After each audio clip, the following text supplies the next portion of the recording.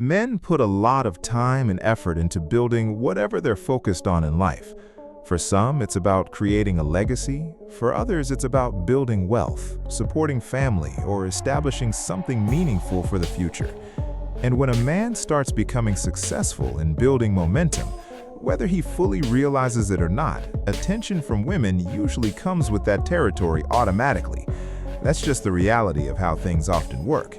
Even if he's not actively looking for that attention, it tends to show up anyway. People naturally want to be around success. And when it comes to celebrities, this becomes even more noticeable. A lot of these entertainers have spent years grinding, putting in work, and developing themselves before they ever became known publicly. Because of that, some of them probably feel like the attention they receive is purely based on who they are and the work they've put in. But that whole dynamic is something worth talking about a little deeper. Now, this ties into the situation currently involving Wack 100. Wack is known for managing artists like Blueface, and those artists are constantly traveling, performing shows, and moving around different cities. And again, wherever that lifestyle goes, attention usually follows right behind it.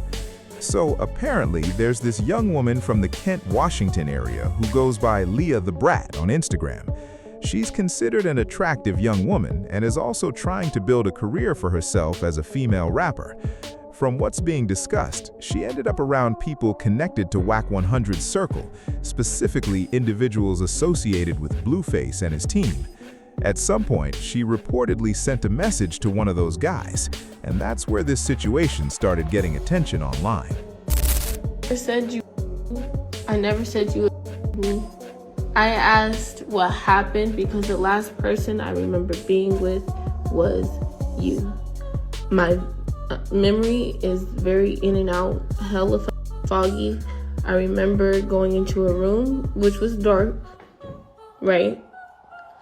I remember you handing me the blunt on the bus, and then I have videos of us together from somebody else's point of view. Like, I'm not trying to make nobody out to be a bad guy. All I wanted to know was what happened that night, because like I told you on the bus, when I seen you again, I said, how did I get home? You told me I got an Uber myself home. I didn't get no Uber by myself because my phone was dead. I don't know what I'm supposed to do in this situation. I never accused you of. All I said is I know something seemed off, and I don't know the full story, which is why I tried to come and put the puzzle pieces together. But it was like nobody wanted to help me. Everybody was just like, you guys just all just like act. All right, family, let's get into this situation. So you have this young woman who, honestly, a lot of people would probably consider attractive. Because of that, it's not surprising that these guys may have invited her into their circle in the first place. She's hanging around, partying, drinking, and spending time with everybody. But then, things take a more serious turn. According to her, she says she doesn't even remember how she ended up getting into the car. And the way she's speaking, she sounds genuinely shaken up, confused, and uncomfortable about the situation. She's basically questioning what happened to her. From her perspective, the last thing she remembers is being around these individuals, and then at some point she recalls going into a dark room with them. That's the part of the story that immediately raised concerns and started getting people talking online. So once Wack 100 heard this particular message and saw the conversation gaining traction, he eventually responded publicly to address the situation. Harbor fugitives.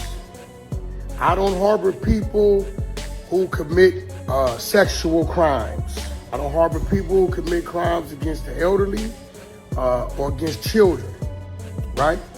So, any ladies out there, hear me out, because I'm tired of hearing the chatter and there's no action, who feels something has happened, right?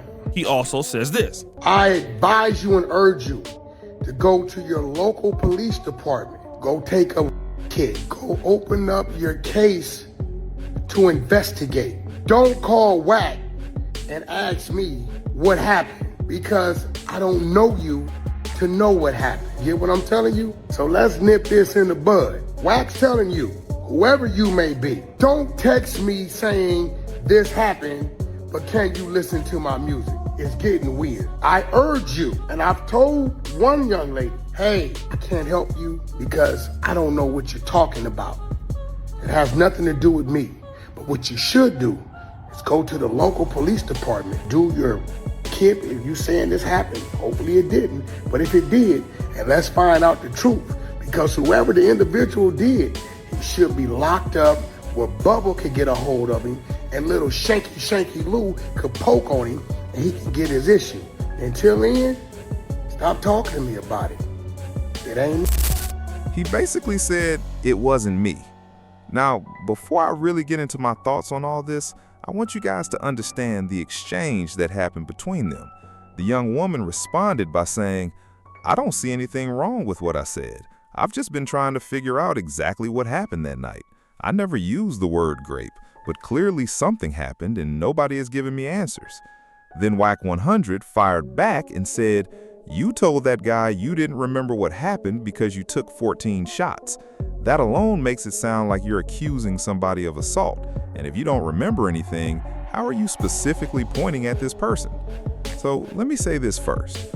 Whether people agree with Wack 100 all the time or not, the point he's trying to make here is about how dangerous situations like this can become when accusations, confusion, and social media all collide together.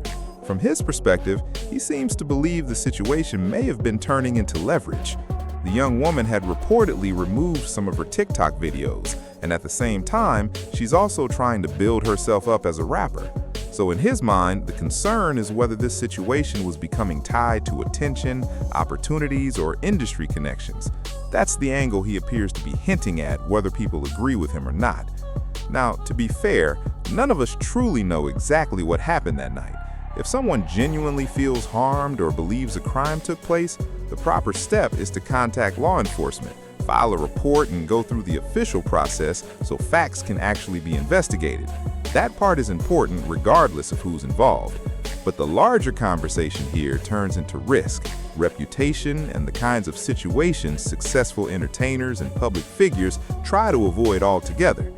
The speaker's argument is that men who've spent years building careers, businesses, or public platforms become extremely cautious about who they allow into their personal spaces because one chaotic situation can damage everything they worked for. He then shifts into discussing social media culture and the types of online behavior people pay attention to before bringing someone around high-profile environments. He talks about looking at a person's public image, the content they post, the lifestyle they promote, and whether they seem connected to constant drama or instability.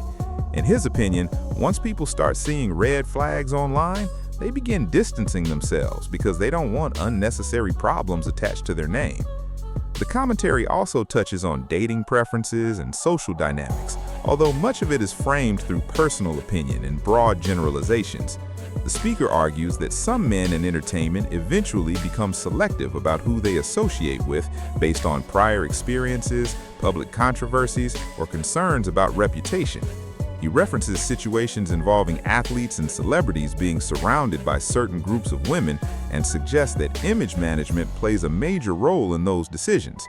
At the same time, it's important to recognize that not every individual should be judged based on stereotypes, appearance, social media aesthetics, or assumptions about where they come from.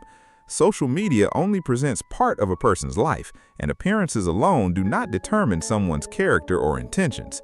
Still, the core point he's making is that successful people, especially public figures, often become highly protective of their environment because they feel they have too much to lose.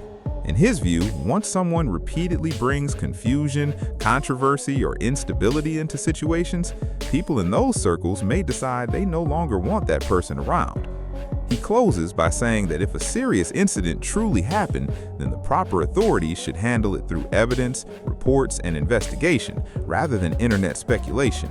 But overall, his takeaway is that many entertainers eventually learn to be extremely careful about who they allow backstage, into private parties, or around their teams in general. And with that, he wraps up the discussion and leaves it up to the audience to decide how they feel about the situation. It's your boy back again with another episode of Celebrity Junk. Appreciate all the support. Don't forget to like, comment, and subscribe. We out.